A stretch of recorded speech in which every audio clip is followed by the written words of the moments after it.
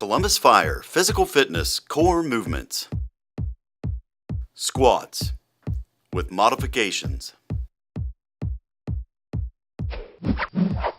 When we set up for the squat, we're going to stand with our feet about or just outside a hip width stance. When we initiate the movement, we want to initiate using our hips and sit back, chest up, flat back, neutral spine position, head looking forward.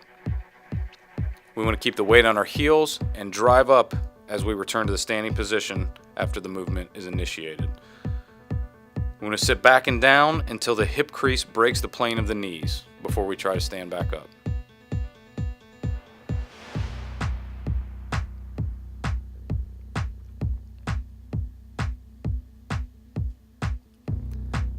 This modification is a weighted squat. We call it a goblet squat. In this variation, we're using a kettlebell.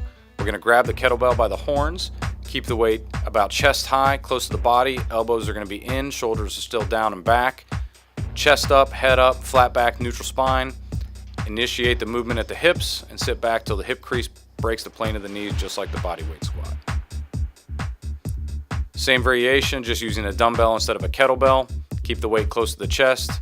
Head up, chest up, elbows in, shoulders back.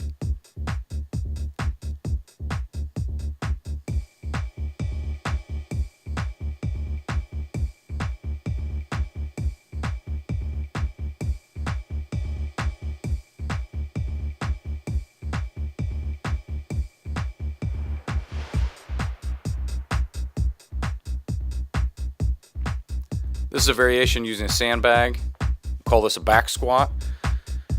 Start by placing the bag on the upper back. Hold the bag with both hands on the sides. You're going to have your feet just a little bit outside the hip width stance, but all the other mechanics will remain the same. Head up, chest up, neutral spine, flat back. Initiate the movement at the hips.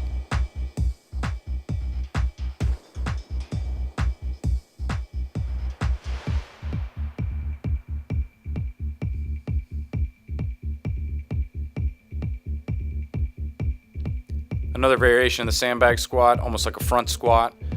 Same principles as before. Keep the weight close to the chest. Keep the head up, chest up, neutral spine, flat back. Initiate the movement at the hips.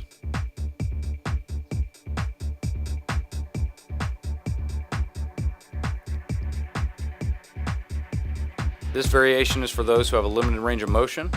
This is called a box squat. So we can use a chair, table, bench, anything we have around us. We're going to sit back in an exaggerated position. Try to take most of the weight off the feet, but when we stand up, we're going to put all that weight back on the heels and drive up. Here's another variation if you have a limited range of motion. These are called quarter squats. We're only going down about a quarter of the way. We're not worried about our hip crease breaking the plane of the knees. We just want to go down until we feel we're getting uncomfortable and then stand back up. Over time, you should be able to increase the range of motion and go to full depth. You should always consult with a healthcare professional before starting any diet or exercise program.